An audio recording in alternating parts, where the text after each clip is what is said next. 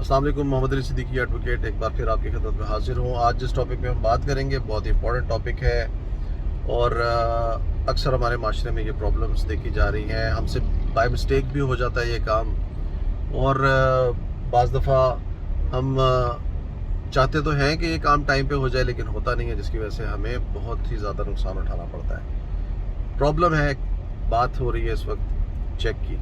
Check का जो लेन then है उसमें हमें बहुत प्रॉब्लम्स आ रही हैं। चेक में क्या प्रॉब्लम आ रही है जी, हम किसी से उधार लेते हैं पैसे, हम कहते हैं कि जी हम आपको 5 लाख रुपए आप मुझे दे दें, मैं आपको लौटा दूंगा 2 महीने बाद। वो शख्स कहता है ठीक है जी मैं देता हूँ आपको, आप सिंपल 2 महीने मुझे 2 महीने का टाइम दे दें, 2 महीने का चेक दे दें, मैं आपको 2 महीने बाद जो है आपके चेक आपका कैश करा लूँगा। वो बंदा कहता है ठीक है जी कोई मसला नहीं है, मैं आपको चेक दे देता हूँ, और वो आपको चेक दे देता है। 2 महीने गुजरते हैं, अनफॉर्चुनेटली आप जो है किसी वजह से पैसे वापस नहीं कर पाते। वो चेक जाके बैंक में जमा होता है, बैंक से कैश नहीं हो पाता, चेक बाउंस हो जाता है और उस पर मेमो लग जाता है। उसके बाद मेमो लगने के बाद 2 या 3 दफ़ा दोबारा बैंक से रजू किया जाता है और बार बार मेमो लगने के बाद उसको आप जो है कोर्ट में प्रेजेंट कर सकते हैं, उसके खिलाफ इंक्वायरी स्टैंड करा सकते हैं उस शख्स के खिलाफ जिसने आपको वो चेक दिए थे। आपने वो चेक दिए थे क्योंकि आपकी इंटेंशंस यही थी कि आप टाइम पे जो है वो पैसे दे देंगे, लेकिन अनफॉर्चुनेटली आप किसी वजह से टाइम पे पैसे नहीं दे सके और ये सारा प्रॉब्लम हो गया।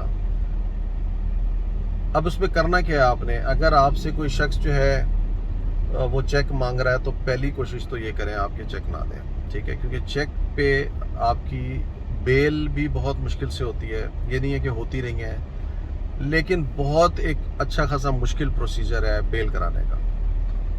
उसके अलावा आपको प्रॉब्लम्स पेश आ सकती हैं, ज़ाहिर है जब तक बेल नहीं होगी आपकी गिरफ्तारी हो जाएगी, ठीक है। बेल बिफोर अरेस्ट इसमें बहुत मुश्किलें होती नहीं हैं, और जब आपकी बेल नहीं होगी और पुलिस आपको उठा के ले जाएगी मेमो लगने की वजह से, कैश ना होने की वजह से, आपका चेक आपका बाउंस होने की वजह से पुलिस आपको उठा के ले जाएगी, और पुलिस जब उठा के ले जाएगी तो आपको मजबूरन जेल में जाना पड़ेगा।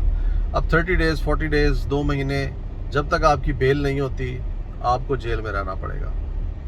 तो जाहिर सी बात है ये एक बहुत ही मुश्किल टाइम होता है ऐसी सिचुएशन में। तो कोशिश ये करें कि आप लोग चेक मत दें, और अगर आप चेक देते भी हैं, इनफैक्ट होता क्या है बाज़ दफ़ा कि हम लोग चेक देते हैं गारंटी का।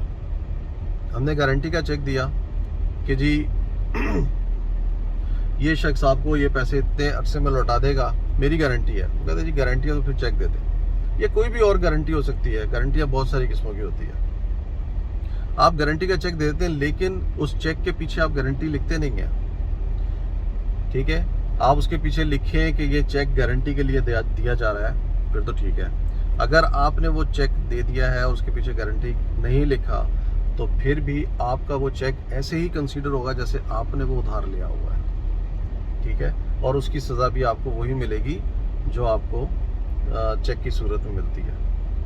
तो कोशिश करें कि आपको जो है वो चेक आप इस तरीके से किसी को प्रेजेंट ना करें, ठीक है। चेक से बचने के लिए और उसके बाद जो प्रॉब्लम्स आती हैं उन सब से बचने के लिए आपको करना ये होगा कि आपको जो है वो चेक नहीं देना, ठीक है। या चेक अगर देना है तो उसको जो है वो उसके पीछे गारंटी लिख कर देना है। तो ये कुछ बातें थी जो मैंने आपको क्लियर करनी थी। इस तरह के कुछ क्वेश्चंस आ रहे थे मुझसे कि जी चेक में हम क्या करें, हमने तो चेक गारंटी का दिया था लेकिन हम फंस गए, तो उसकी रीज़न ये है जो मैंने आपको बताई है। होपफुली मैंने आपके क्वेश्चन का आंसर कर दिया होगा। नेक्स्ट वीडियो के लिए चैनल देखते रहिए, सब्सक्राइब करिए, और इस तरह की इन्फॉर्मेटिव वीडियोज़ आपको मिलती रहेंगी। Thank you very much. अल्लाह हाफ़िज़।